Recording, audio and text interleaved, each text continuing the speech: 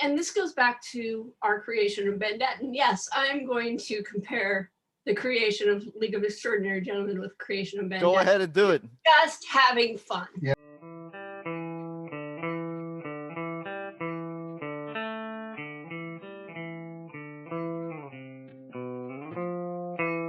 Welcome back to the Comics Cube, everyone. I'm with Paul Tobin and Colleen Coover, Eisner Award winners. We're talking Bandette, the greatest thief in the world. So, hello to both of you. Thank you for coming on the show. Yeah, it's great to be here. Thanks for having us. So for those who are not aware of what Bandette is, or who Bandette is, if I asked you guys to give an elevator pitch for it, what would you say? I'm actually curious as to what each of you would say. Oh, dang, it's pressure's on. I don't know. She's the best, most talented thief in the world, and she's charming. More than anything else, I consider her the most charming person in the world. So she just happens to be a thief. So. And I would describe the comic as a early 1970s French bande dessinée as created by two Americans who neither read nor speak French. That's awesome. That's awesome. So you like and the 21st century. Yeah. So BD stuff is really big for you guys, huh? Oh yeah. Yeah. Like BD Belgique, that's his name. Yeah. It's BD, and then Belgium is has so many great creators that was our little tribute. BD was actually the very first character in Bandette. He predates Bandette. So yeah. Really? I drew I used to like try to keep a sketch blog, which lasted maybe a couple of years on LiveJournal or something. That takes me back. Yeah, right? Yeah, way back. Yeah. But one day I wanted to draw something in sort of a French sort of Jacques Tardy, Hergé, Uderzo sort of vibe. So I drew this guy with a big nose and a cigarette hanging out of his mouth and a scowly face, and I called him Boris the Belgique of the Sûreté. Like I was just like trying to do like French policeman. And then when the opportunity came for us to create something for Monkey Brain and Comixology, we were like walking down the street and Paul asked me what sort of thing would I like to do. And I said, I don't know, but I want this French policeman. This guy is in it. I want him to be in it. So that was the springboard. Yeah. I love him. He may be my favorite character. No, he's not. But like now that I think about all the characters, he's not my favorite. Matadori's my favorite character. Oh, that's great. But Matadori is the only character we've seen cosplayed besides Bandette. Yes, that's true. Yeah, Matadori cosplay came up one day and it was great. It was great. And it was like, It was two young girls, sisters were cosplaying as Bandette and Matadori. That's awesome. They were adorable. They were so adorable. I loved it. Were they doing the banter? No, the banter's hard to pull off. They were far too shy. Yeah, they were shuffling their feet and looking great. But going back to BD Belgique, the thing that I thought was really interesting about him is like he's such a, you know exactly who he is just by looking at him. Mm-hmm. It's pretty awesome, and the fact that his name is BD Belgique, it's clearly influenced by your love for European comics. When people talk about comics in general and talk about the great comic book artists, they'll name your Will Eisners, your Jack Kirby's, and sometimes they'll name people from Japan, Osamu Tezuka, and all that. But the European guys, they get way overlooked, don't they? Yeah, absolutely. Yeah, a lot of my favorite creators are from that time period, and I overlooked them for years. I think I was in my mid-20s before I really got into like Tintin and Asterix and all that, like the classic stuff. And then so much is going on right now. Like Torpedo, I mean, that's not going on right now, but Torpedo was huge for me. Hugo Pratt with his Corto Maltese stuff is probably my favorite creator of all time. It's just so sublime and wonderful that I can read it again and again and again. And that's the mark of a really successful comic for me, isn't the first reading, but how's it feel like the 10th reading, and do you want to read it a 10th time? And I can pick up some of that stuff I just mentioned again and again and again and again. So yeah, and I think we both grew up reading pretty much any comic book that came into our hands. Like I never thought in terms of American comics versus European comics. For me, manga came much later. But I definitely read Asterix and Tintin in grade school, and then there was heavy metal in the 80s, and I read that, or Epic magazine, or I was reading ElfQuest and also Love and Rockets, and Love and Rockets is hugely influenced by like a European sort of fantasy heavy metal sort of aesthetic. Yeah. So but also at the same time, Betty and Veronica are there in Love and Rockets. Yeah. mhm. So I feel like both of us growing up through the 70s and 80s and then coming of age and starting to work in comics in the 90s sort of took all those influences, took them in like a sponge and spat them out as our stuff. Which I think, whenever a young artist lists, like, whenever a young artist says, what should I be reading? I'm like, anything from before you were born and something from a country that you haven't read stuff from before. That's where you should start. And then, everything else. So. But in the area of influences too, I think it's important. Like I sometimes you'll see a creator and they're like, oh, what are your like top 20 influences? And they'll list 20 comic book creators. And it's like, well, no, you can't just have one thing. Like the influences for us, like Bandette is so huge with heist movies and like basically everything Audrey Hepburn ever did. Amelie, the movie, is a huge influence. And the other films by that director whose name I can't recall. Yeah. So I think it's important to not just like draw from one medium. I think you need to draw from like an amazing amount. That's where the creativity comes from. For some reason, like if I go to a live concert, which, hasn't happened a whole lot lately, but if I go to a live concert, I'm just eager to come home and just write. It's the energy of creation is important, and you grab that from a lot of different areas. But yeah, Colleen talking about Heavy Metal magazine, that was a huge influence on me too. The Dieter Lumpen stories, all the Rocco Vargas stories from Daniel Torres, just huge in my love of comics. Did you guys ever consider, because when I look at European comics, they're gigantic. You guys ever consider publishing Bandette in that kind of size? Not really.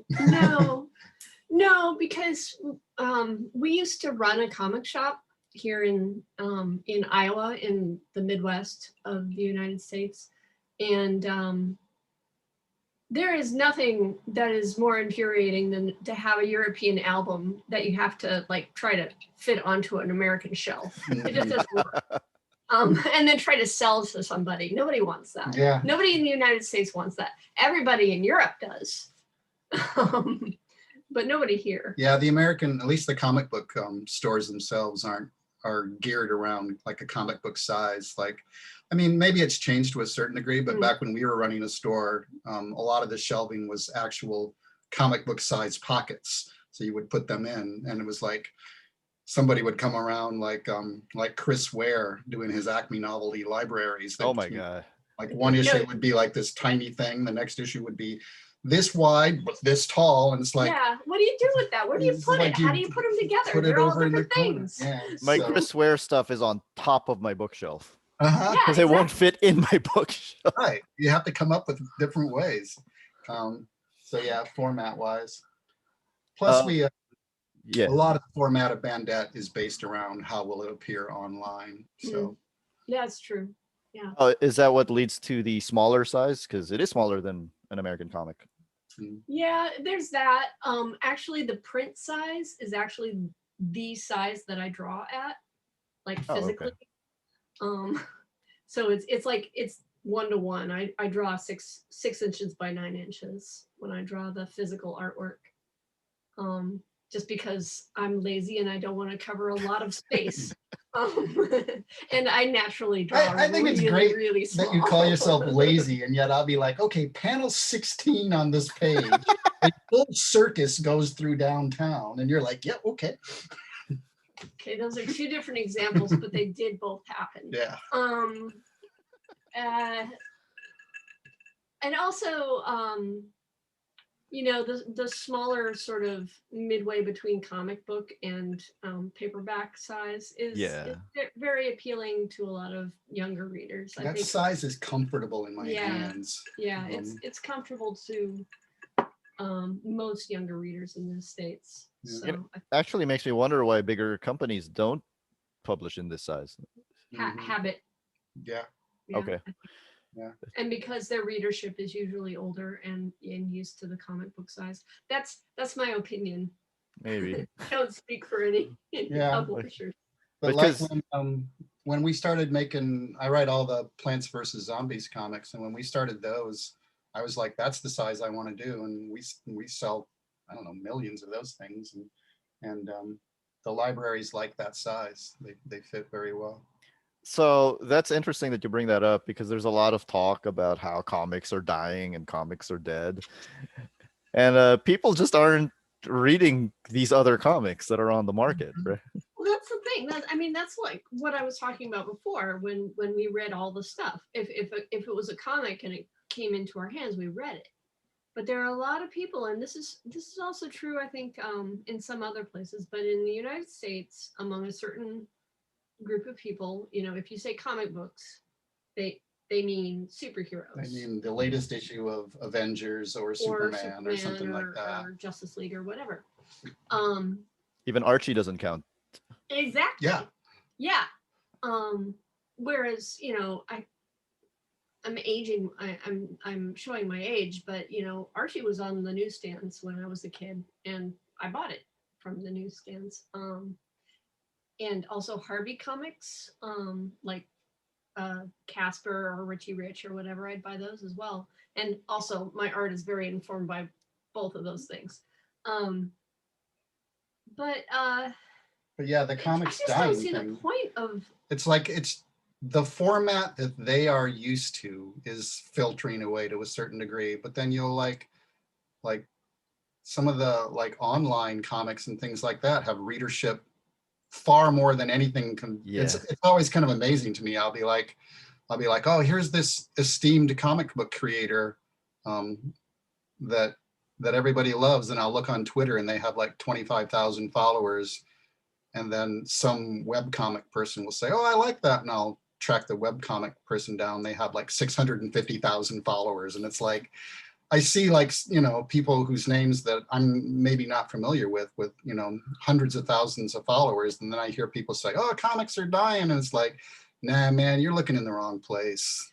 It's like it's doing so well. And I mean, like, the Japanese market isn't the American market, but I'm blanking on the name, but they have a book that sold like 80 million copies. Well, a title, last year, physical copies. It was that one. Oh. Yeah. That's really I'm blanking helpful. on the name. It's that one. But you know, and things like One Piece and books like that have Naruto. sold. Although Naruto is older too now. Like tens of millions of physical copies, let alone the digital copies. So like, yeah, the market is, well, I don't even think the market is changing, but the format is changing. And it's like, it's up to the creators and the business to realize that. The readers have already realized it. Like, I think last I checked, the biggest publisher of new comics in America is Webtoon. Okay. Yeah. I thought you were going to say Scholastic. No, but yeah. Although, But yes. Yeah. It's those two. It's those two. Yeah, It is those two. Definitely Scholastic is number one by Yeah, far. print print #1 would be Scholastic, but yeah, as far as new comics, it's Webtoon, and it's like, you know, stuff you can read on your phone. But there's, you know, like Colleen was talking about, the hardcore older comic book creators, you would go, oh, I read this on my phone, and they go, that's not comics. And it's like, it is. It absolutely is. Yeah. So what were the circumstances behind the creation of Bandette? Because I know you guys were doing other stuff. You had just released Gingerbread Girl. I know, Paul, you were working on the Anya Corazon Spider-Girl series at the time. So what led to the creation of Bandette? We were in New York. Were we? Yeah. Okay, we were in New York. We were in New York. We were having drinks with Chris Roberson. Chris Roberson and Allison Baker. That's her last name, right? Yes. Yes. And they are the owners of Monkey Brain Comics. Well, it was Monkey Brain Publishing, but they wanted to do comicsology comics. Like Chris wanted to write one, and they wanted to get a bunch of their friends together to make original comics for comicsology under one umbrella, so that they could sort of be released more or less all at the same time and get some press and get some, you know, cross-generate some attention, so that people would actually go and find them. And that worked. So it was us, and then there was Edison Rex, and there was that cute thing by Jennifer Meyer, and some other things. But yeah, Chris had just said, we want you to do a comic with us. And we said, well, what type of thing are you looking for? And he's like, the type of thing I'm looking for is whatever the thing is that you feel like doing. So we came at it from nowhere really, other than let's just have a lot of fun. And we didn't know if it would be a success. So, you know, as usual, as a creator, like, if you don't know if something's going to work and you might not get very much money for it, you might as well have as much fun as possible doing it. So we just put as much fun as possible into it. And like Colleen, like we were talking about before, Colleen had drawn BD Belgique, and was like, you know, she told me, I don't know what we're going to do, but use him. So yeah. And also, when you said you wanted to make it sort of like a Nancy Drew character, except she was a thief, I think. Yeah. So I think that came before the French thing. Yeah. But then we like married those two things, and then sort of naturally sort of Modesty Blaze crept in there, and a little bit of Audrey Hepburn / a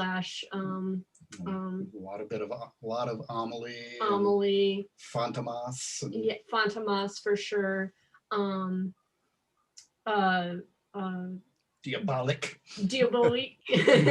All the Matt Helm movies. John Roby the cat from To Catch a Thief. Sure. And I drew the character Monsieur, which neither of us can pronounce that word. I am at so all. terrible at pronouncing his name. I speak a little bit of French from high school, but it's not very good. Monsieur is just, when you're trying to say it, it just comes out wrong. My niece and I find the character's name funny, because we're like, so the word for Mister in Tagalog is Ginoo.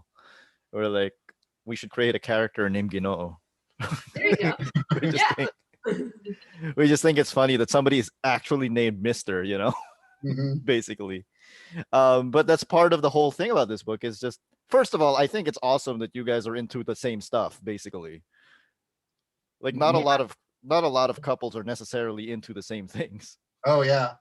It's amazing how many like friends we have, like where one of them is like a comic book creator or a creator of some type that does like amazing creations, and the other one's like a lawyer or an accountant who wants nothing to do with all that stuff. That's nice. That's nice. They don't have any problem with it or anything. It's just they're not into it. So yeah, I've been in 3 relationships, and none of them have been into comics. I just think it's fascinating. It's luck. Yeah. It's good. It's a good thing. We actually meet in a comic store. Pretty much. Yeah. Okay, that's something I'm sure that the watching audience would like to know about. How did you guys meet? Oh, there's There's a story. we have differing memories of it. Oh, Yeah. We had a mutual friend in college. Yeah. Yeah. Jason Bell. Jason Bell.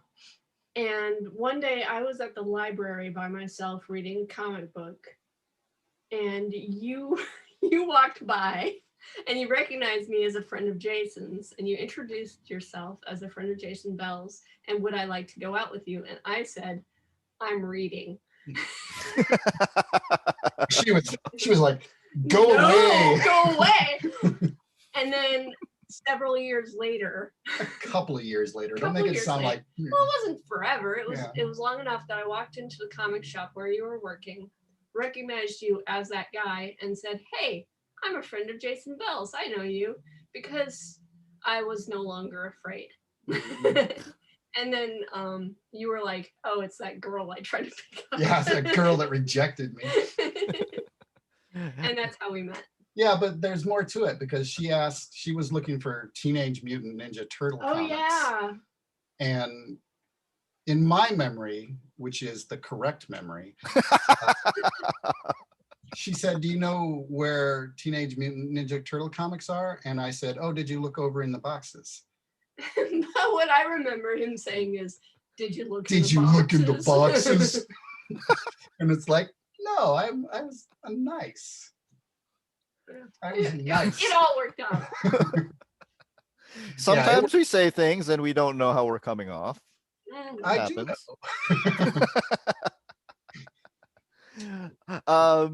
So that's a great story. I'm glad you guys reconnected. Yeah. Was it fear, or was this because you're in the library and you're supposed to be quiet in the library? It was like, who is this dude?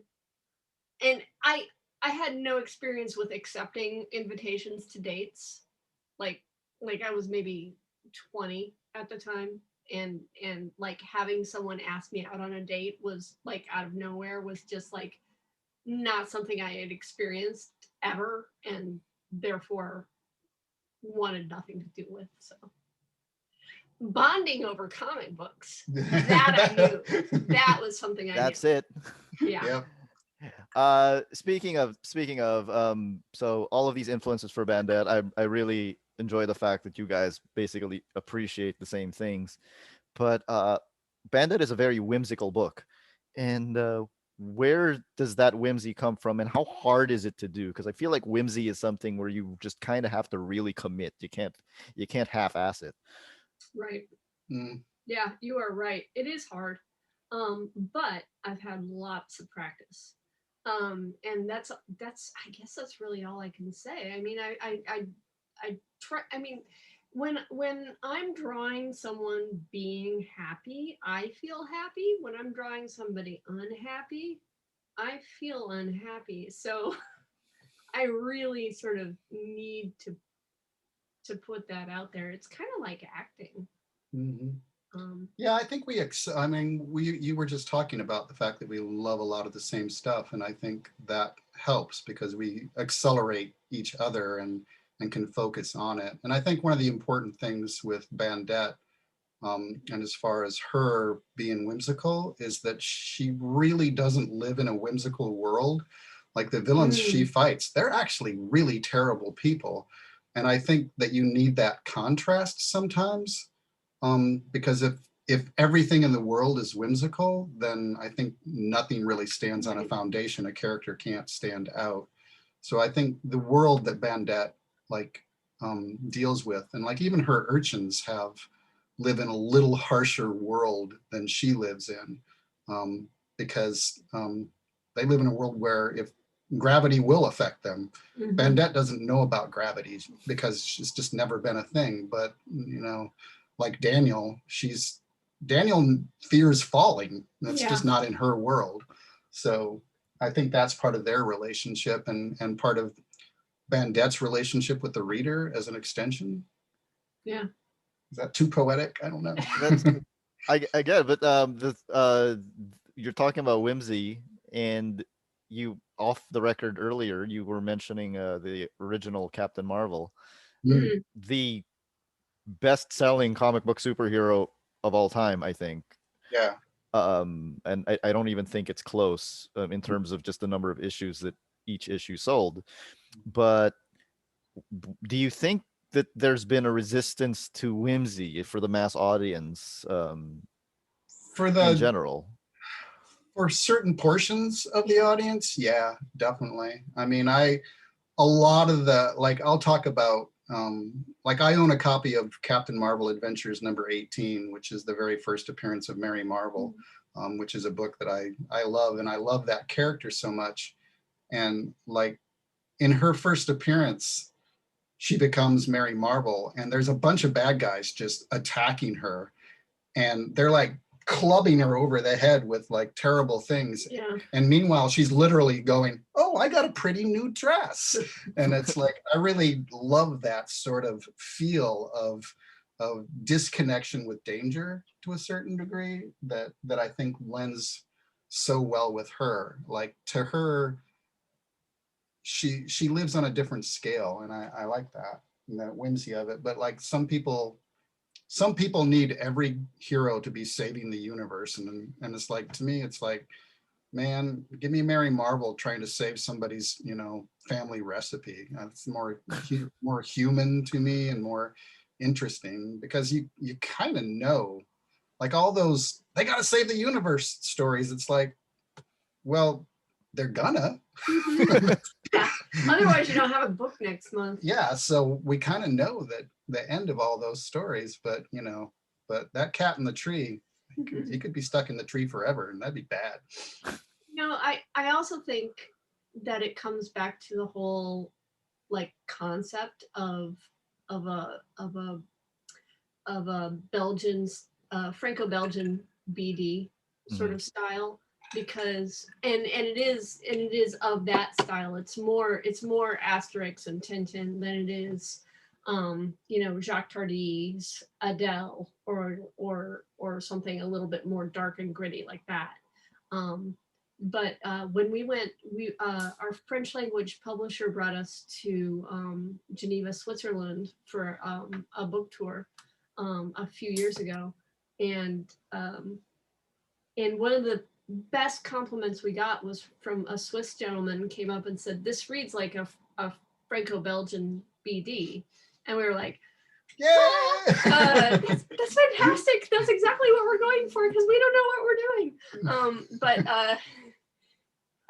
So I think a lot of that comes into it. It's that it is an all ages comic in the true meaning of the word all ages. It's for kids and adults, for adults and children. I think it's really for adults, but it's accessible for children. I think that's really the way we make it, because we make it for ourselves, to be perfectly honest. We're very selfish creators.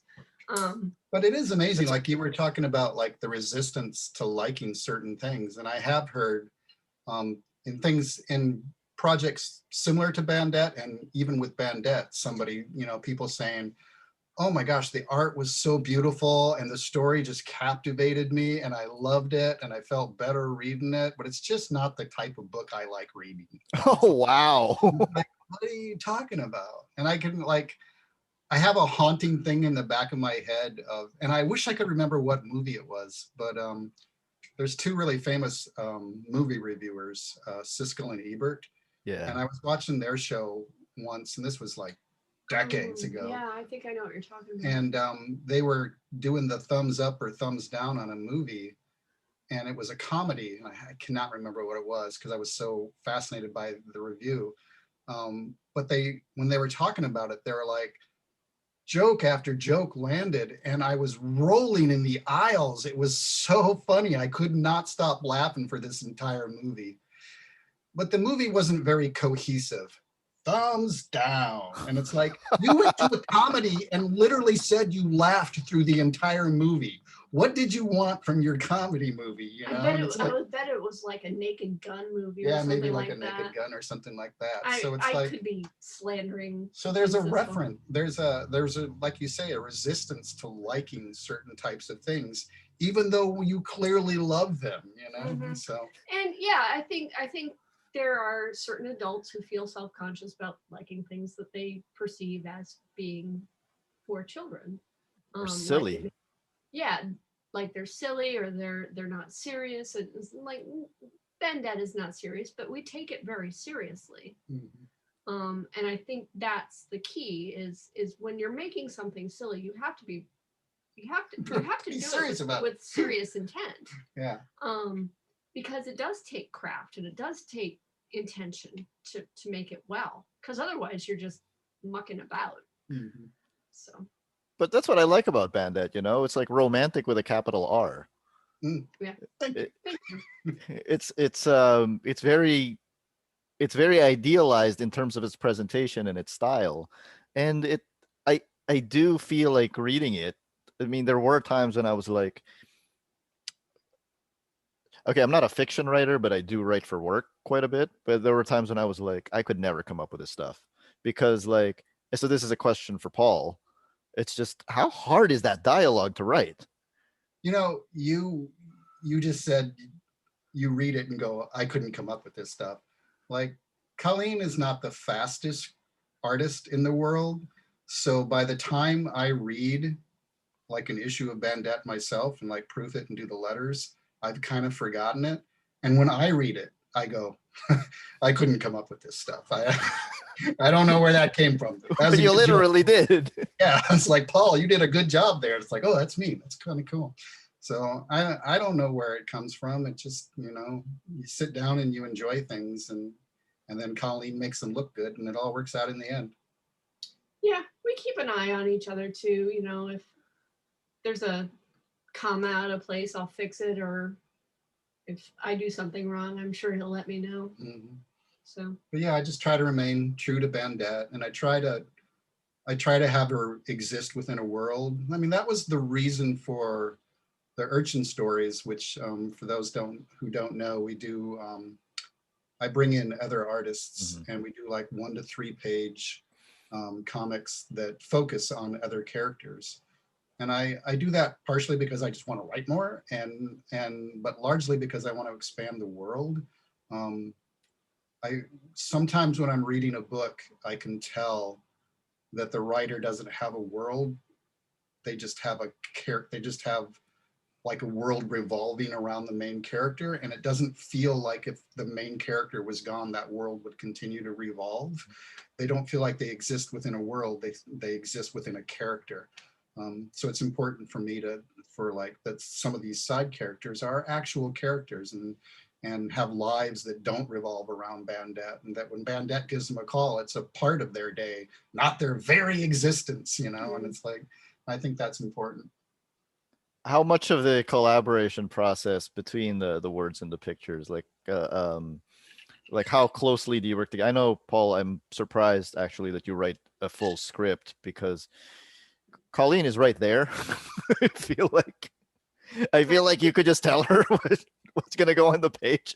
I work with a lot of creators that are like in Spain or Italy and things like that. And my working method with Colleen is literally no different. She doesn't hear a thing until I give her a full script. I actually prefer it that way because, well, for one thing, if I know what's going to come, then I will want to work on that instead of what I'm already working on. Also, if he tells me stuff about what he works on, I'm naturally going to offer input, and then I'll be told don't because that's not how he works. Yeah. And I respect that. And also, it's just not the way we work. I mean, I will read and come back to him with something and say, I think this particular thing would be better if we did it this way instead of that way. Do you think that's okay? And he'll say yes or no. And we'll have reasons why. I don't just do that willy-nilly. If I'm working like on a big 2 comic with another writer, somebody who I don't know as well, I will work according to that script and not make any changes unless I really need to, in which case I will talk to the editor, not to the writer. I think you've made more changes on those books than you have made on Bandette. I mean, you talk about coming back to me. Possibly be true.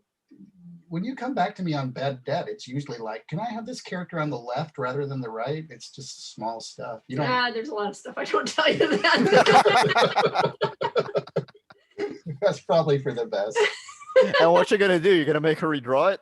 Yeah, exactly. The one exception to that is Jeff Parker. When I used to do work with Jeff Parker on X-Men First Class, he and I belonged to the same studio in an office building downtown here. And when he would write X-Men First Class backup script for me, I would talk back and forth with him. Okay. Both while he was writing and while I was drawing, because our like desks were literally right next to each other. So that was a different way of working.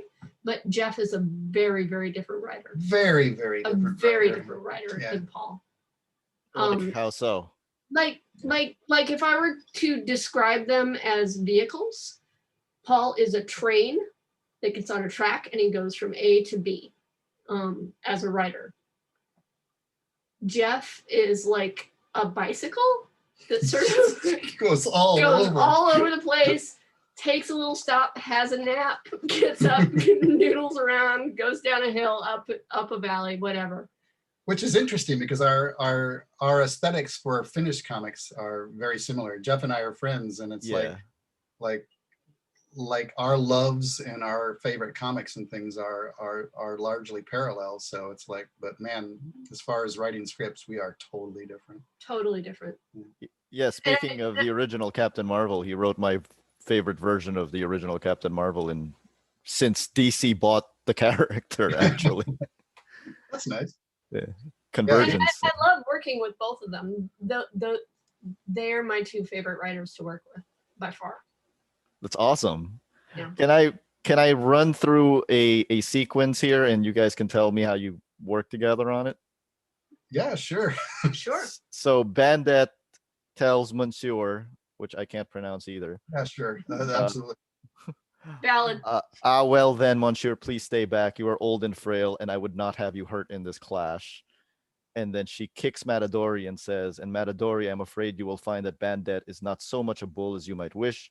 For while a bull is a plodding creature, I'm the very spirit of grace. And then she points to herself and she says, seriously, I'm really good at this stuff. So she goes from like this woman who's just completely chewing the scenery to just making a comment that would be completely at home in a Pixar movie, for example.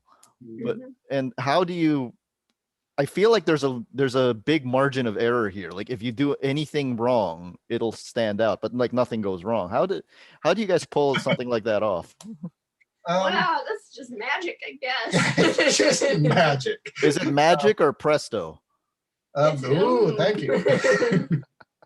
I don't know. I mean, I'm a flow writer. I sit down and I write, and it just kind of all comes out, and then I edit several times. And sometimes, like you were saying there, sometimes I'll look at a line and I'll say, okay, that one kind of stands out, kind of clunky. Or a thing with me, sometimes it's like, that line is clever, but is it too clever? Is it just like too much of a wink? And I'll take those out too. I hate those lines that are too clever, that are too on the nose.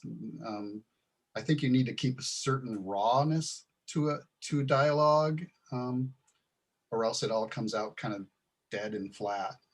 So yeah, like there's a lot of books that people love that I think are too clever. Like I'm here, I can say it. Like people talk about Watchmen as an incredible book. Woo, hot take. Hot take. Whoa. And to me, Watchmen is like a really good writing exercise that Alan Moore went through in order to become a better writer. It's not a very good book because he's constantly just winking and saying, look at me, I did something clever. And it's like, you're not reading as much as you are just like admiring his cleverness. But that to me isn't writing, where some of his like later writings, I think are, hold on, there's a hot take here too. No, I would say that that's too harsh.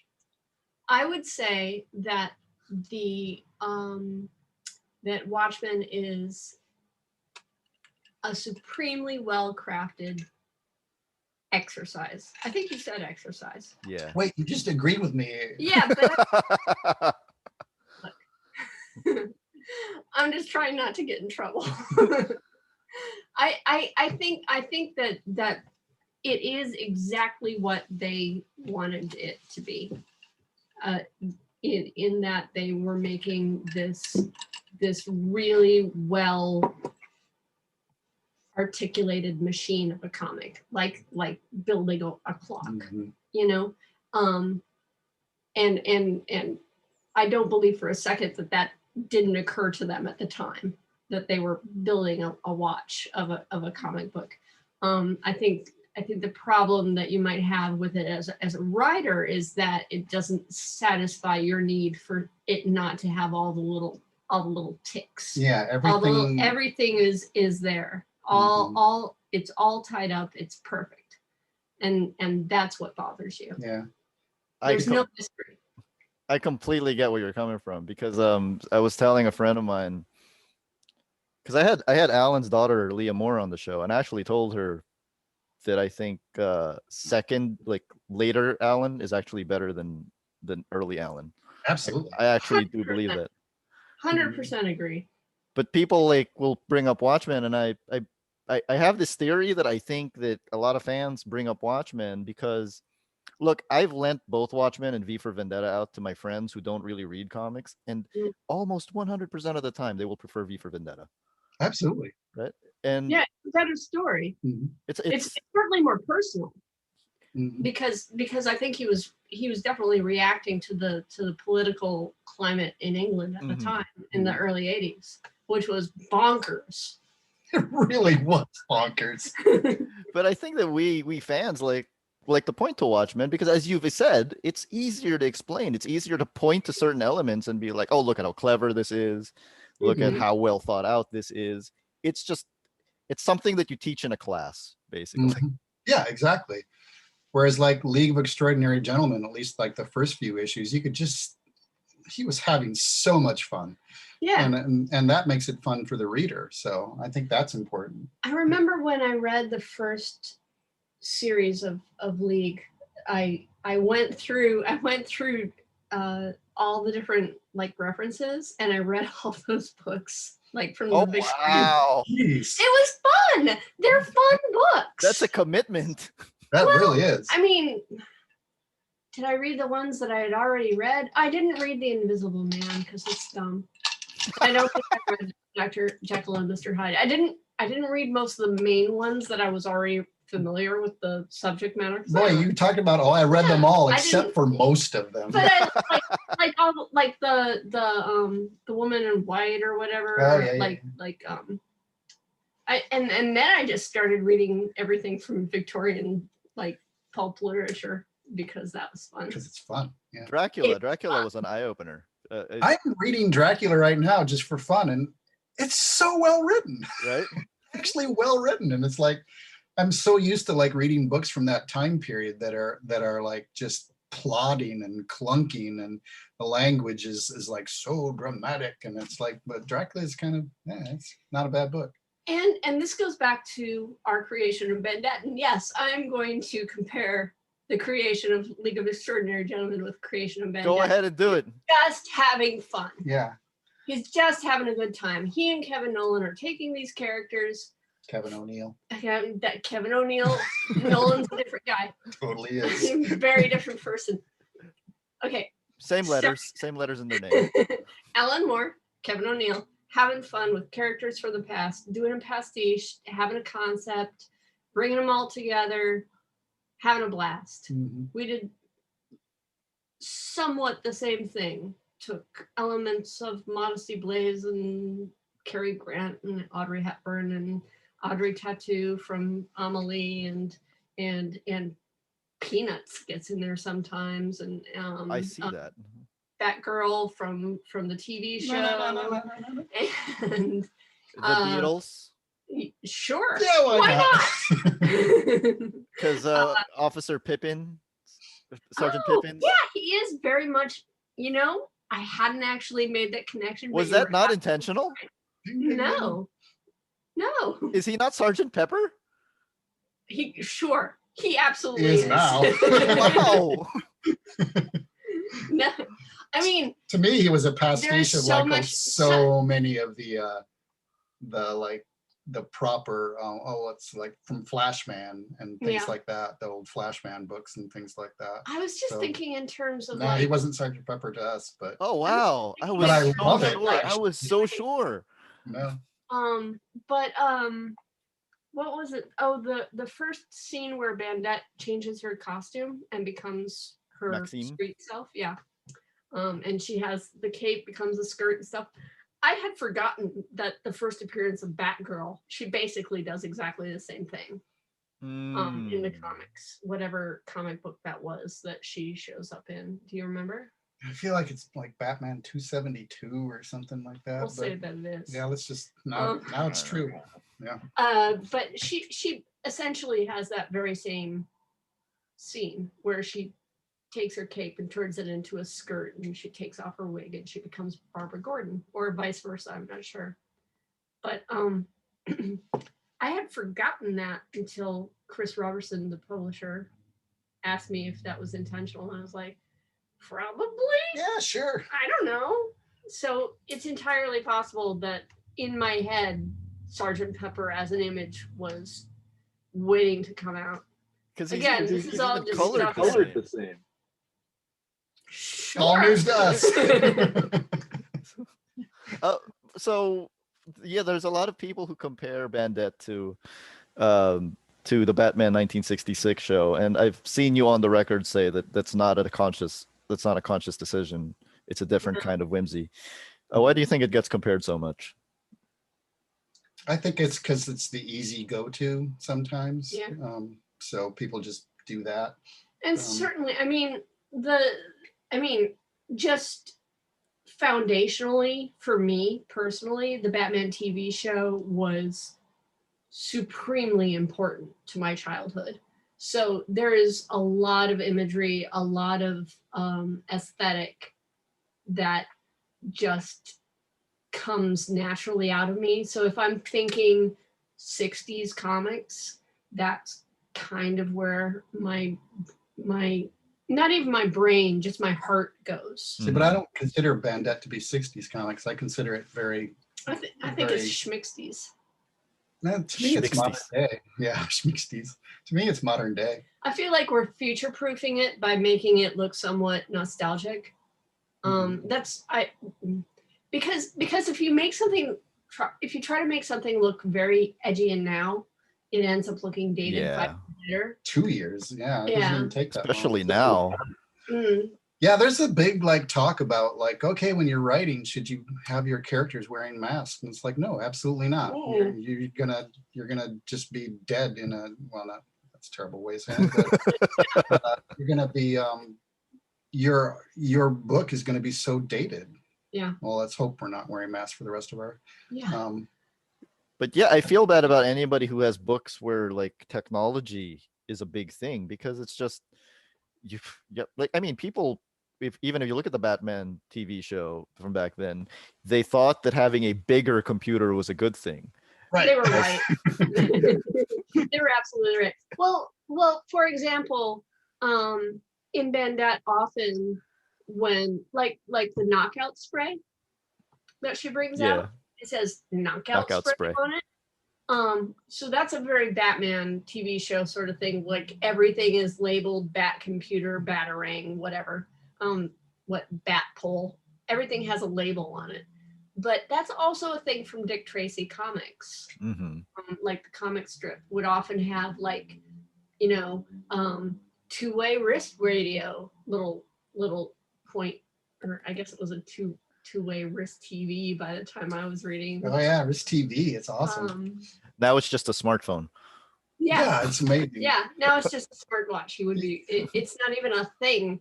Yeah, technology is hard to deal with in comics. I can remember when I was writing Avengers once, and the two of the Avengers were calling each other on a phone, and the editor's like, "These are the Avengers. Give them a super cool technology to call each other," and I'm like, iPhones are pretty damn cool. I'm not sure what you want me to do. So the only solution we had for that is like from then on, whenever they made a call, a little hologram of the other person would appear, and it's like there. Now it's cool future technology. But like when I was growing up, like we were talking about dating, like dating your projects, and it's like for a while I was working, like this was obviously years and years and years ago, but I was working on a series of novels, like hardcore detective novels that I specifically made sure that nothing was ever dated, so that you could read them, and if you felt like this was in the 1920s, then it was in the 1920s. But if you felt like it was modern day, it was modern day. And I had to put those aside when cell phones came around, because driving around and looking for a phone, you've dated it pretty seriously at this point. It's like, oh, I can't get a hold of this person right now. It's like, why can't you get a hold of that person? You just call them on the phone, and it's like, so like things become dated. Technology is hard to deal with as far as a writer sometimes. Yeah, I lost my phone and I don't remember. I Yeah. don't remember that person's number. Yeah. When I draw cell phones now, they're shaped in Bandette. They're shaped like an iPhone, but they still have push buttons. Yeah. So that's my little future proofing thing. Yeah. They look like no phone I've ever seen. Right. In Gingerbread Girl, the graphic novel you mentioned earlier, I did draw characters with the phone that I had at the time, which was a flip phone with a little antenna sticking out. It's like, what is that? It's like a cave It's like a museum piece. Yeah, there was an issue of Captain Marvel, I think, or was it Spider-Woman, one of the two, and a few years ago during Civil War II, and they call each other up, and it was a flip phone, and I remember just being completely taken out of it. I'm like, why do they have a flip phone? Yeah, it's 2016. Or we went to see when it came out, Hit Girl, or what was it? Was it Hit Girl? Was that the movie? Is that the movie? No. What was the name? What was the name of the movie that had Hit Girl in it? The Mark Miller. Kick-Ass. Kick-Ass. Thank you. We went to see Kick-Ass, and everybody's logging on to MySpace, and like MySpace had been bankrupt for like 2 years at that point. Mm-hmm. So. This is a question for Colleen. The design process. Now that I know that Sergeant Pippins Officer Pippins is not Sergeant Pepper. What's the design process like? How do you come up with such iconic looks for these people? I love how they're so easy. Like if you gave them to any artist, they'd be able to draw them. They're not super elaborate designs. That is part of the design process. That is part of it. Yeah. It's like we were talking about the difference between Jack Kirby's Fantastic Four and later Fantastic Four. And how pretty much anyone you talk about who redesigned the Fantastic Four later on is just not as good. Jack Kirby gave them blue jumpsuits, number 4 in the middle, and a belt, and like boots, right? That's pretty much it. They had boots, yeah. They had boots and gloves. But couple things. Back to being lazy. I don't like to draw a lot of stupid stuff. So it makes sense to have everything be sort of sleek, symmetrical. That's important because any artist will tell you that if somebody designs something that's like asymmetrical, where something has to be on the right side or the left side, sooner or later they're going to screw it up Harley Quinn.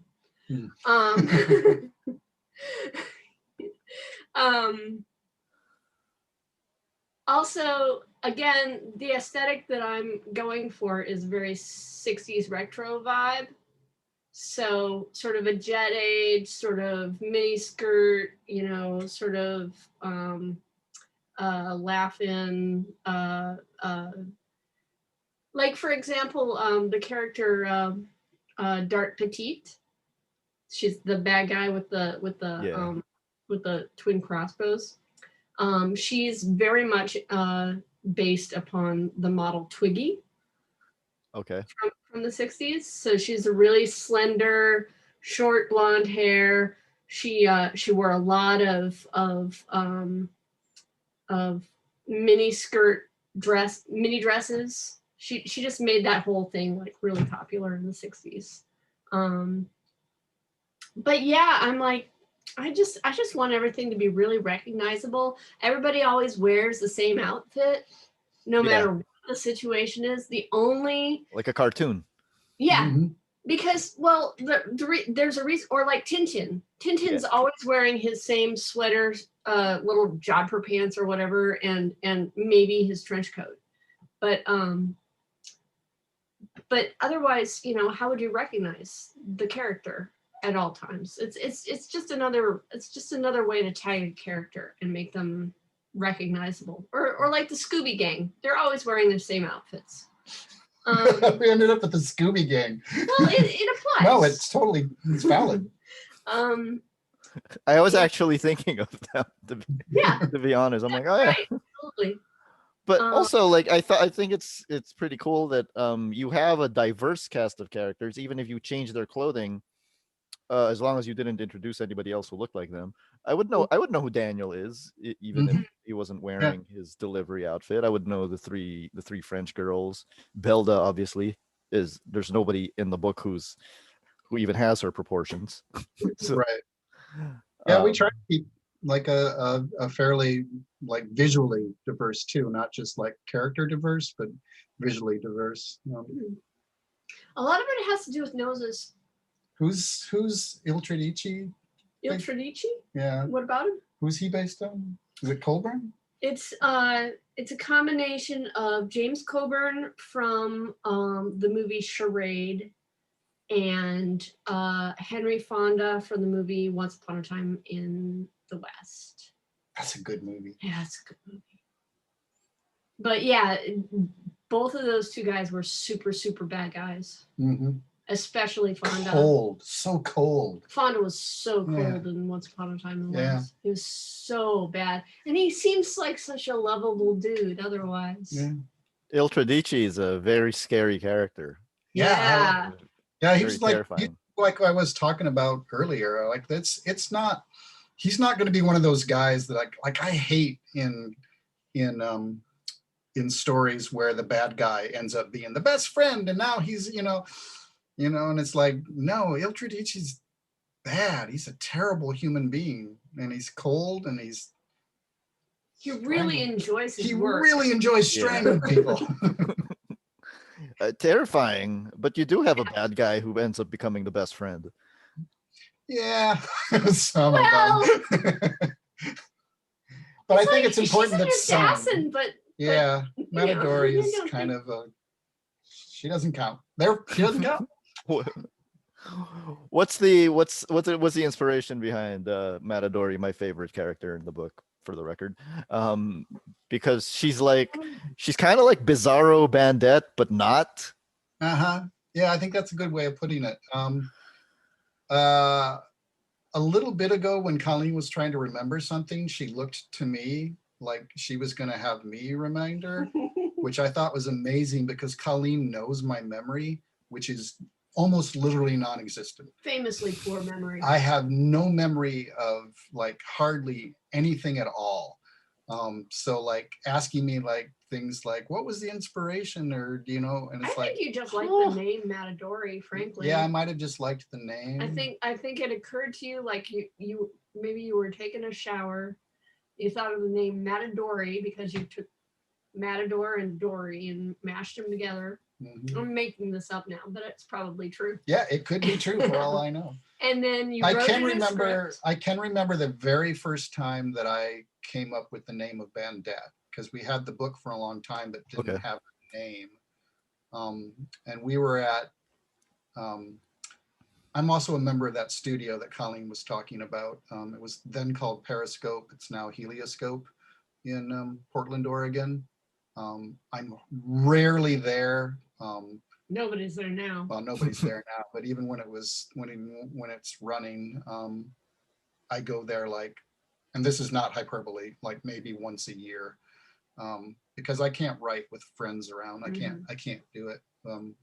But I happened to be there that day, and I was sitting at my desk, and Colleen was over to my left, and then behind her was Jeff Parker, and we were kind of all trying to think of names for We were having the worst Bandette, time. and nothing was really fitting, just didn't really work. And the one thing that I kind of had in my mind is that I didn't want it to be an et, a female like ending.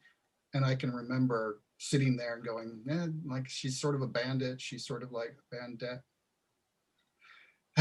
Okay, it's gonna be an et because it's too perfect. Parker, to his credit, said, "Yeah, you got to go with Bandette. That's the best one." Yeah, that's the best one. So, So I can remember coming up with the name Bandette. but I think. But as far as like Matadori and something like Colleen's little story of you were probably thinking of Matadors and then made it like a little more female, that could be true. It's like I'll validate that. Sure, I don't remember. Yeah. I honestly I work on like today I probably worked on 7 or 8 different projects. So they all kind of mix and then they all kind of filter away down the drain. My memory is terrible, which I think honestly is to my benefit, because when I read a script, like if I've written a script like 2 weeks previous, I almost literally can't remember it at all. So you're So objective in your criticism of yourself. So I can read it and I'm like, oh, where's this gonna go? And then it's like, oh, this doesn't make any sense. Or like, where did that come from? It's like, that came out of the blue, You're know? a very critical reader in general. Oh yeah. And I think you apply that to your own writing as well. So I think my terrible memory helps me to be a little more objective about my own writing. So I'm gonna count it as a win. And then I think I just designed her like you said, make her look like a girl matador, and maybe provided me with a link to a lady matador in Spain or whatever. And I just really liked making her sort of giving her sort of an olive complexion with the bright yellow blonde hair and the fun braid. I love her colors. The so colors of much the fun. costume are just great. And I made her bright green because that's a villain color. Yeah. Is a villain color. Everyone knows that. Everybody knows that. Like Spider-Man and the Green Goblin, Exactly. where everyone Spider-Man fights. Yeah. Yeah, exactly. But yeah, that's like American comic books 101 is good guys are primary colors, bad guys are secondary colors. Yeah, I was gonna ask. My next question was like, how important was it that they were colored red and green? Where does Bandette's costume come from? Bandette is inspired by a lot of things. Mary Marvel, Phantomette, some other things, but mostly I wanted her to be bright red because that's the color that pops out of the page. It's true. And also the color that pops out on the bookshelf, which is why the first one is in red. yes. Okay. Absolutely. And also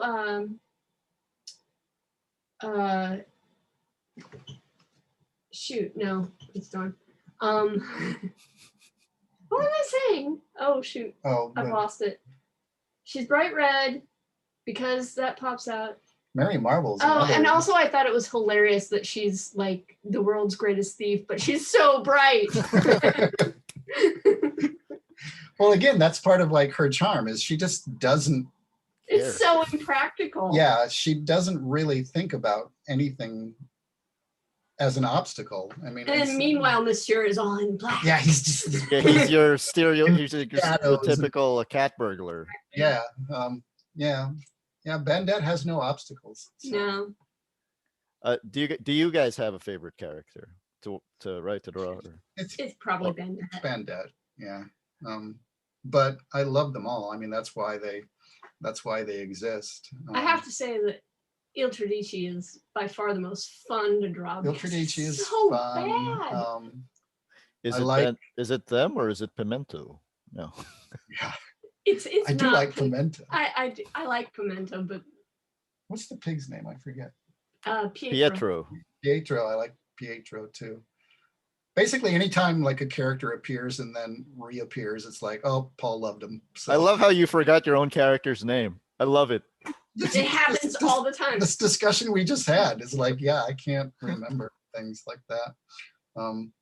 Yeah, I have to keep files of like everything I write so that like I can reference. And it's like, oh, it's this character. Oh, Spider-Man. That's right. I should have remembered that. I love it because like one of the running themes that I've been seeing in these interviews that I've been doing is like, look, fans like pride themselves on like we fans pride ourselves on like trivia and whatnot, and you guys are like, what's the name of that character I worked on?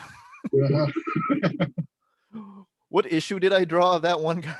I think it's hilarious. I think it's great. It's amazing sometimes when someone will bring up something for me to sign and it's like, What is this? like, have I ever seen this before? Am I in It's like, here? yeah, you wrote I a don't know. story in here. It's like, huh, okay, sure. Yeah, I asked Dennis Cowan about doing that one-shot Nightcat, which was a comic that he did with Stan Lee about an actual singer. Oh, I sort of remember that. Yeah. And when I asked it, he was like, "Wait, what? That is a deep cut." Uh-huh. Yeah. Well, I want to know. Anyway, the romance of the book, I think I've mentioned it. I love how idealized it is. It's basically, it feels like I've never been to France. It feels like what I think France is. Mhm. But there is also romance in the book. I actually was very touched when we got to the ending of the House of the Green Mask.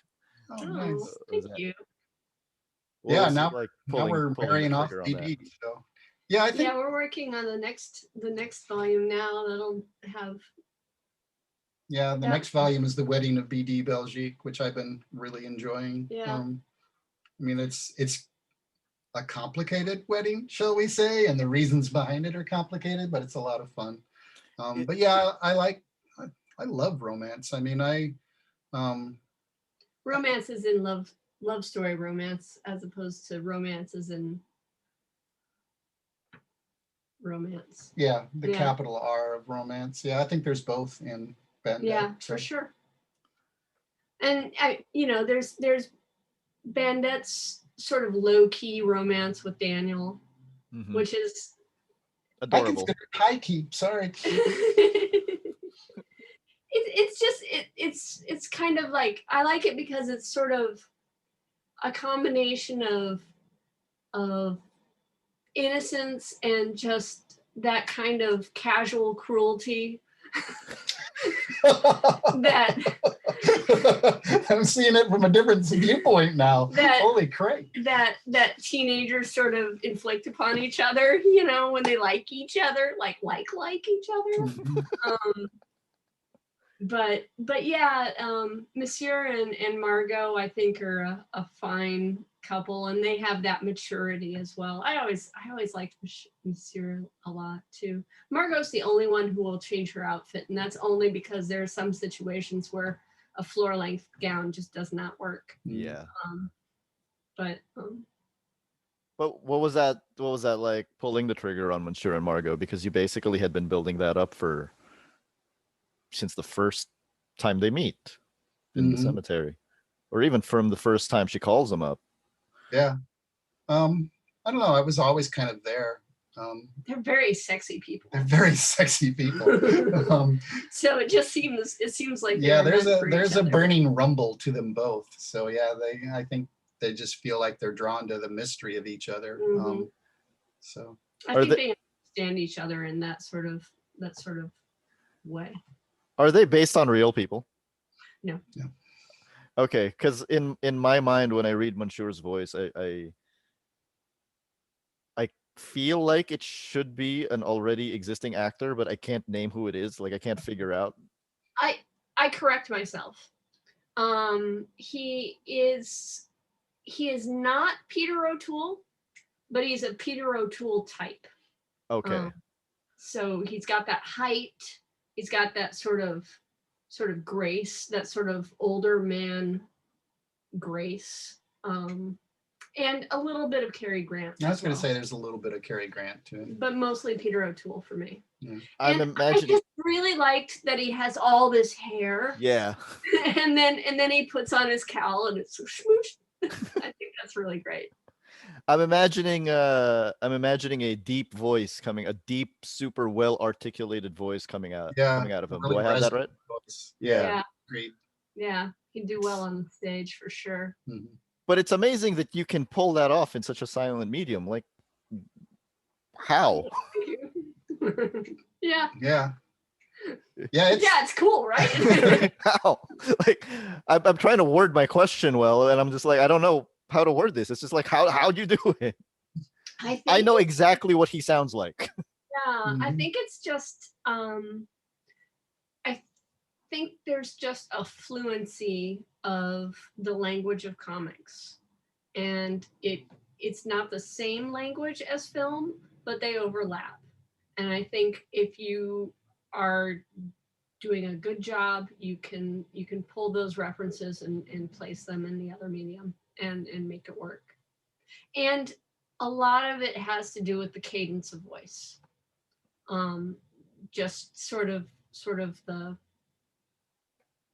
like the difference between when Shakespeare would write in iambic pentameter and then just regular words.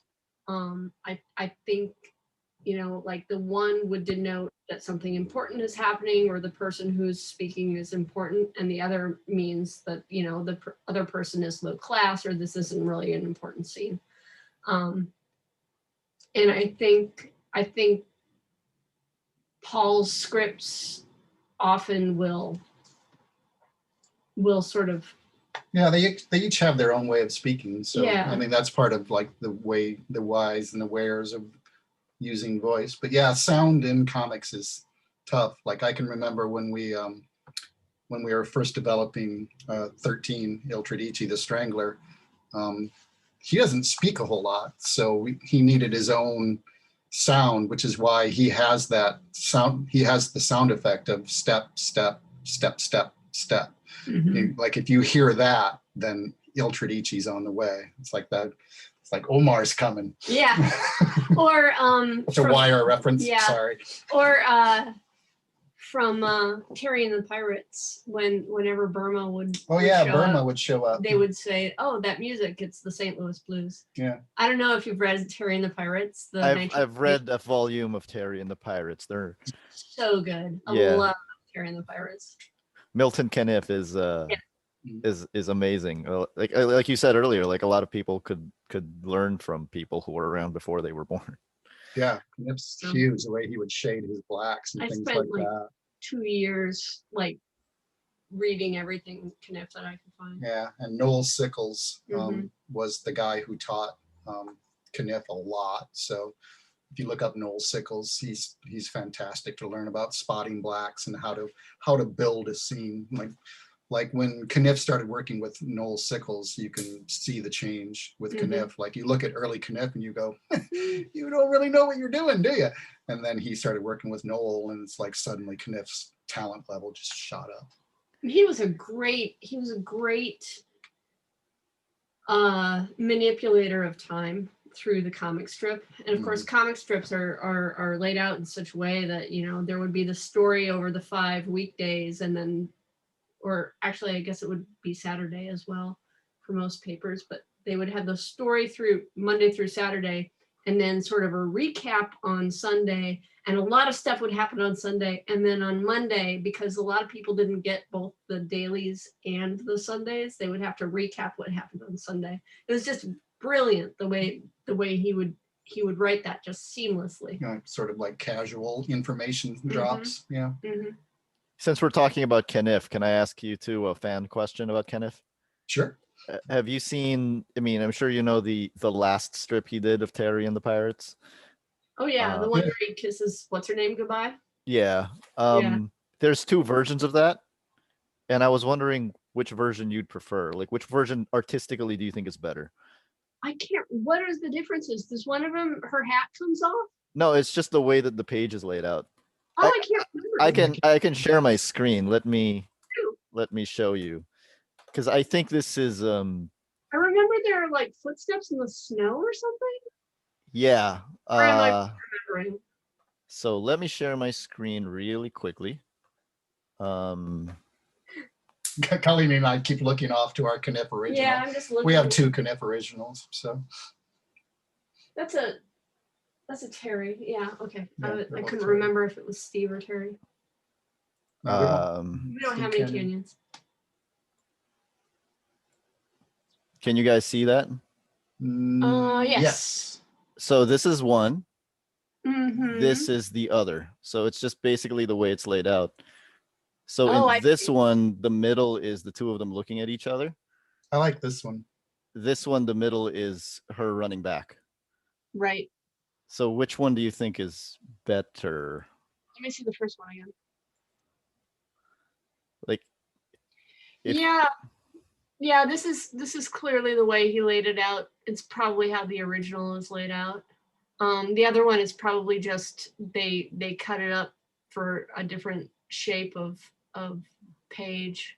Does it have it 1, 2, 3, 4, 5, 6, 7, 8, 9, 10, 11? They both have 11 panels? Yeah, they both have 11 panels. Okay. So yeah, this is definitely the original layout. Because of this, right? I think so. I don't know. I've seen plenty of Kniff originals, and actually it's the second one is the way he usually drew. This is usually how originals are set up. But look.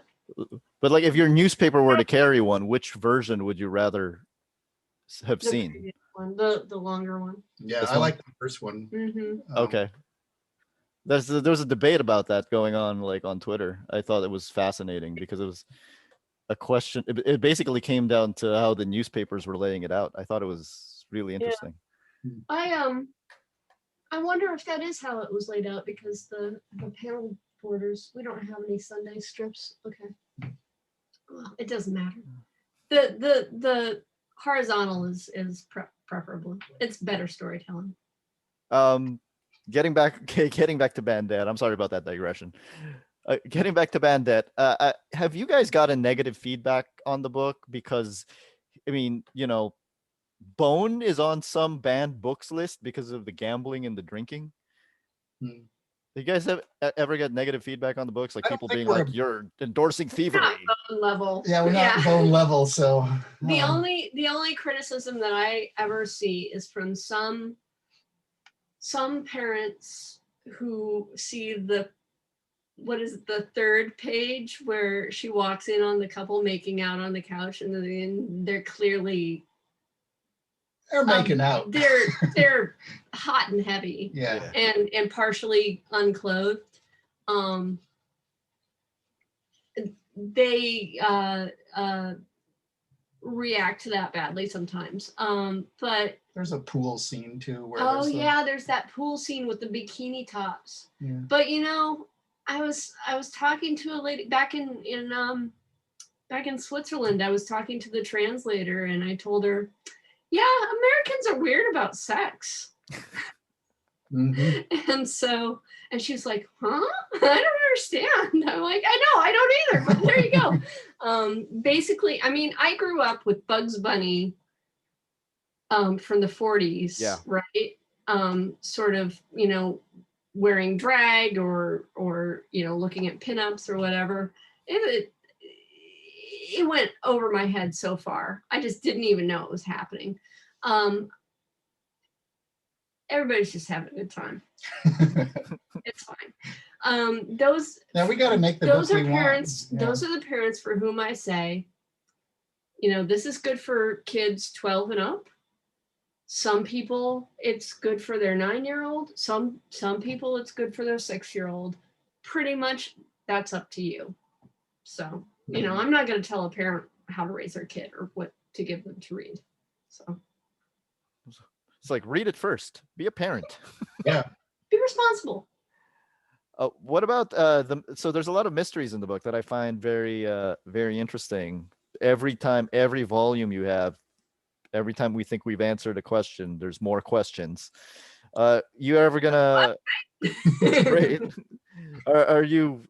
Will we ever know like the secret of Bandette's face? I mean, when she unmasks, or I don't want to say voice never. looks like, or Yeah. I don't want to say never, but I mean, I think once you start to like really explain a character, that they lose their allure. So I always want her to be a mysterious character. So yeah, I mean, I think we know enough about her at this point that there'll be some more clues and some touching stuff. There will always be unanswered mysteries. Yeah, there will always be unanswered mysteries. Because there's too many characters in life that I really thought were interesting. Like I used to be a huge Wolverine fan, and then suddenly it's like, who his brother's uncle is. Here's his brother's uncle. Here's his entire life. Here's how he was raised. Here's like 25 issues of him as a 7-year-old boy. Things like that. And it's like, oh, here's a James Bond movie where he hangs out with his mother. And it's like, his mother? I don't want that, And it's like, it's like even though stories can be really good stories on their own, once you let that bird out of the cage, it's out. Yeah. It's not going to go back in. It's what I call "wouldn't it be cool if" disease. It's like, wouldn't it be cool if we talked about Wolverine's childhood? It's like, well, maybe it would, but then what? Now you've got that. It's like, and back to Alan Moore, he very specifically in The Killing Joke said, this is, or was it The Killing Joke? This is not in continuity. It's not a real story, or this is not the real thing that happened, Yeah. or whatever. This is not the actual origin of the Joker, or whatever. And then we have this character that came out of that story for a long time, Oracle, who is a great character, but it comes from a place that was like, that wasn't really his intent to make Barbara Gordon a paraplegic or whatever. So I mean, that's a little good and a little bad, right? Because it was really important to have Oracle as a character. But that wasn't the intent. The intent was, wouldn't it be cool if we did this story? That's why I used to love that old Marvel series, What If? Like, you could have those fun stories, but they don't count. Not everything needs to be canon. I think that's terrible. And that's probably why I think it's hard to write comics anymore, like mainstream comics, because there's just too much. It's like you say, are they going to save the world? Well, they better. Yeah. I love that. Yeah. That I read where what if Phoenix didn't die, and it was like the whole universe exploded. Whole universe exploded too. Yeah. Sorry to spoil it. Yeah, it's a 40-year-old comic book. I'm sorry. That was actually the problem with the early issues of What If, is like the answer to What If in the early issues was always, well, everyone dies. It's terrible. Gone, and it's like there was no, what if Phoenix hadn't died? And it's like, things would have been so much better, actually. It's like, it's all terrible. I feel like the writers of What If were under a directive to say, like, you have to make what we actually did look better. Yeah. Yes. Because it is tough to say, your hero went out and did a thing, but man, if they hadn't, it would be better. It's tough to say, Spider-Man, just cool it. Yeah, there's that issue of What If where Jane Foster becomes Thor, and it ends with them living happily ever after, and Jane Foster is married to Odin, and it's the worst what if in existence. The best one is what if the Marvel bullpen became the Fantastic Four. I love that thing so much. Because they're just having fun, right? Yeah, they're just having fun. Yeah. Stowe and Stan and with Bandette, how much of her appeal is the fact that she's always one step ahead of her opponent? Like, do you ever get afraid that she's never in any actual trouble, or because Daniel can be in trouble, but I personally never felt that Bandette has been in trouble. That is really her primary concern, is not danger to herself. She just doesn't even cannot conceive of danger to herself. But she's very aware of danger to others. But yeah, Daniel's important, and all the urchins and things are important. Art is important to her. History. But yeah, herself, I think she has to be sort of untouchable to make the other characters in the world a little more interesting. So yeah, Bandette's never going to be shot. She's never going to fall. She's, unless she is. Well, yeah. I don't know what you meant by that. I'm just trying to increase the but I think trying to maintain the suspense. But I think there's value in that as Bandette is in a way a character we all want to be, and like when we're off in our little dream worlds of who we could be, we don't tend to like give ourselves huge flaws. It's like, oh, I would do this and I would do this, but I'd ultimately, they would beat me up occasionally. We don't know. We want to be able to succeed. But yeah, her world around her is in constant danger. Yeah, that's why the most unhappy she's been is when Daniel is missing. When Daniel got kidnapped, yeah, that was bad for her. Yeah, she stomps the floor when he goes missing. That's incredibly huge. What's in store for Bandette? I know you're marrying off BD right now. Yeah, that's what we're doing now. And I don't know. Yeah. I don't like to work too far ahead. I did all the installments of the Wedding of BD Belgique at one time because if I write them months. Colleen doesn't know. What? I'm just waiting for you to finish. If I write them months apart, it can get hard to do all the little connections and to keep the same flavor. So I tend to, and now I think I'm going to write each installment all together, because like the Six Finger Secret was huge with everything, the painting going back and forth and things like that. And I wrote that like each installment had months in between of me writing, and it was like I had to. Have you read that yet? No, I'm waiting for them in trades. It'll come out this year. Yeah. Yeah, this summer. I forget. Yeah, I think this summer. Everything got pushed back a year because of COVID. Of the pandemic. Yeah, but all the paperbacks of the first three, and then the fourth volume is going to be a hardback like the others. But yeah, that one, the Six Finger Secret, was a. Was it a 3-parter? I think 4 or 5. It might be 5. I think it was 5-parter. Yeah. So it was really hard to write because a lot of stuff is going on there. I needed to keep track of a lot of stuff. So I forget what I was saying. It's just, we landed it. You had a surprised look on your face, Colleen. What was that about?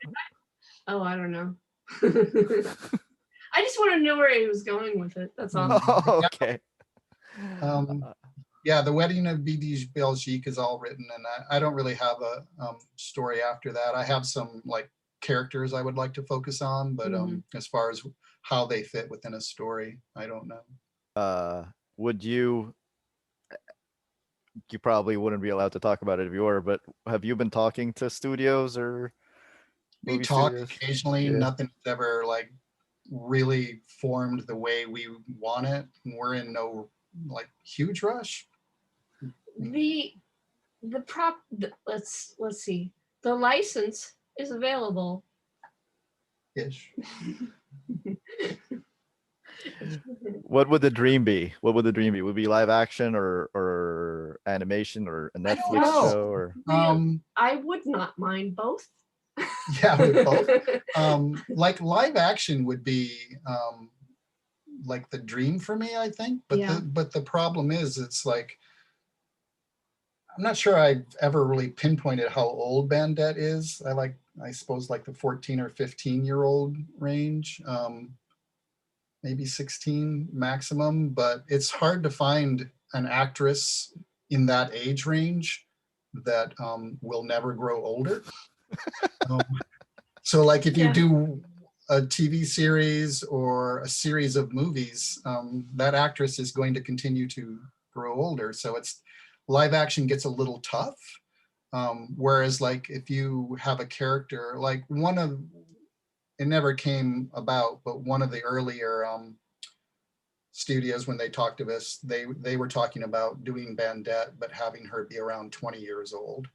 And it was just for that reason, that like you can have an actress that's like 17-year-old playing a 20-year-old, and then she can continue to play a 20-year-old until she's like almost 30 sometimes.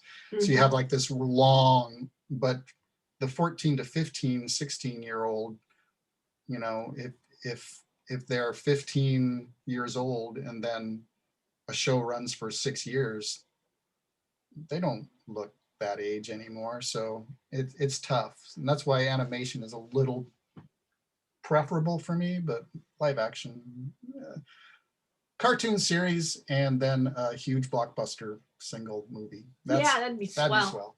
Colleen, your style would translate super easily to animation. I agree. I've thought about, like, you know, it could be something really stylized, like what's his name? Wenders? Win Wenders. Or like the Amelie guy whose name escapes me, or it could be animation. Could be great. When Lupita Nyong'o won the Oscar for 12 Years a Slave, I saw her in that dress, and she was looking. There was a photo of her looking at them engrave her name on her Oscar award, and she was so happy. And I was like, she'd make a great Bandette. And Paul's like, she's already too old. Otherwise, but her smile was just so bright, and she was just so light and just gorgeous, and she wore these bright colors, and so she would be a good type for me. You know, if you're looking for actors who never age, Asian people. It's true. You know, any. Are you available? As Bandette? Yeah, sure. We'll talk. Because, like, I think the guy who plays I forget his name. See, I'm bad with this too. But the Asian American guy in Spider-Man: Far From Home, who's playing a high schooler, I think he's in his 30s. Oh, I'm sure. I mean, there's a long and storied history of 30-year-olds playing high school kids. But unlike Luke Perry, you'd actually buy it. Yeah. So I thought that was anyway. So that's pretty much it for my questions. Thanks so much for making Bandette. I can't wait to read The Six-Fingered Secret. I'm buy it pretty much immediately once it comes out. I'm gonna read it with my niece. Yeah, I'm very proud of it. It was really hard to make. Yeah, it was. And on the record, you know, just for the people who are watching, my niece was here before this whole thing started, and basically we read the first 3 books all together. It brought us closer together. So Bandette is I mean, you say you're not Bone level, but the other comic that's like that for us is Bone. So awesome. I think this is a comic that means a lot to me personally, aside from it just being a really good comic. Thank you. Thanks. That's nice. It was great to meet her. I'm really glad. I'm glad that we got to meet her. Oh, very happy. Do you guys have anything else you want to plug aside from non-Bandette related, or?